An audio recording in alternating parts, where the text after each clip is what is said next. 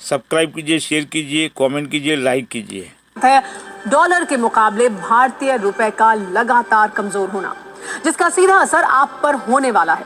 वैसे तो रुपए के गिरने का अर्थशास्त्र आप भी सुन और पढ़ रहे होंगे, इस पर सत्ता का कलेश भी देख रहे होंगे, लेकिन आज हम आपको आसान भाषा में ये समझाने वाले हैं कि रुपए का गिरना कैसे आम आदमी का विषय भी है। क्योंकि आमतौर पर इसे सिर्फ राजनीतिक मुद्दा मानकर छोड़ दिया जाता है, या फिर ऐसे विषय को आंकड़ों में इतना उलझा दिया जाता है कि आप उससे बोर हो जाते हैं और ये सोचते हैं कि ये समझ के बाहर है। लेकिन आज हम आपको ये बताएंगे कैसे रुपए का कमजोर होना आपकी रसोई और जेब के लिए भी एक बहुत खतरनाक संकेत है। बुरी खबर यह है कि आज भारतीय रुपए डॉलर के मुकाबले रिकॉर्ड निचले स्तर पर आ गया है, यानी रुपया कमजोर हो गया है और डॉलर मजबूत होता जा रहा है। एक महीने से भी कम समय में $1 के मुकाबले भारतीय करेंसी ₹2 से भी ज्यादा कमजोर हुई है। आज 63 पैसे की कमजोरी के साथ पहली बार रुपया 86 के लेवल को तोड़ते हुए 86.59 पैसे के निचले स्तर तक जा लुढ़का है, जो अपने आप में एक रिकॉर्ड है और इस रिकॉर्ड में गर्व करने वाली कोई भी बात नहीं है।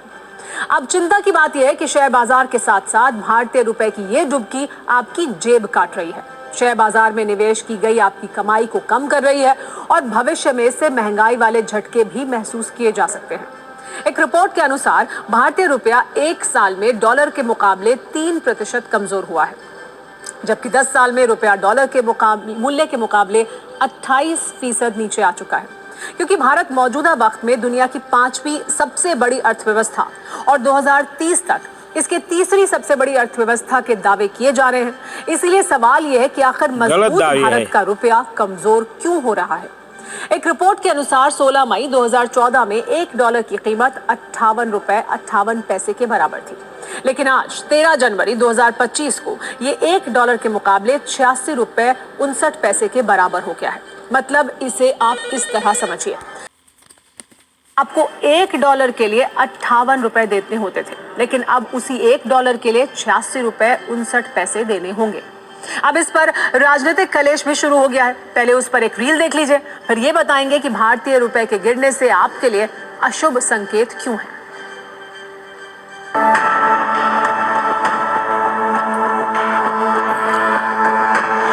घर के बाहर और दफ्तर में हर जगह खुदाई चल रही है। वो जो गिरते गिरते रुपए के साथ प्रधानमंत्री की प्रतिष्ठा गर्त में चली गई है, शायद उसको खोजा जा रहा है। वैसे जानकारी के लिए बता दूं कि 2014 में 58 का रुपया था, अब 87 की ओर दौड़ रहा है।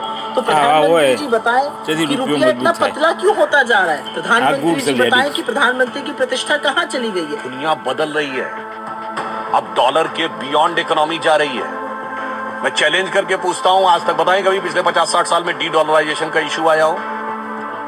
आज हमारा सबसे बड़ा फॉरेन एक्सचेंज का जो इंपोर्ट है वो ऑयल में होता है, जिसका सबसे बड़ा हिस्सा हम रशिया से कर रहे हैं रूपी रूबल में। इसीलिए भारतीय करेंसी यूरो के मुकाबले मजबूत है, स्टर्लिंग पाउंड के मुकाबले मजबूत है, जापानीज येन के मुकाबले मजबूत हो रही है, सिंगापुर डॉलर के मुकाबले मजबूत है, चाइनीज करेंसी के मुकाबले मजबूत है।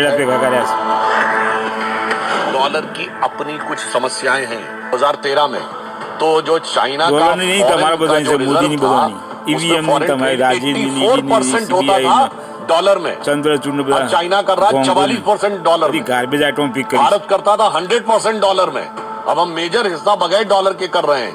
तो मैं उसे कहना चाहूंगा, अमा मियां, झूठ बोला वो जमाने चले गए जब रुपया डॉलर की लैला हुआ करता था।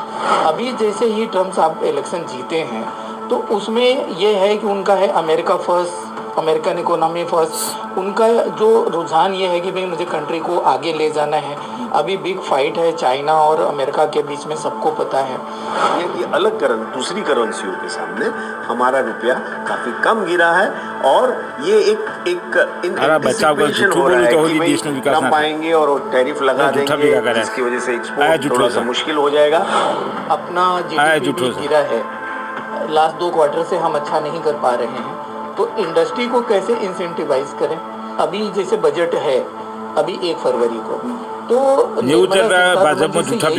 है कि वो सब लोगों की जेब में कुछ ना कुछ डाले, जिससे सब लोग जो है, जितना लोगों के जेब में पैसा बचेगा वही मार्केट में आएगा।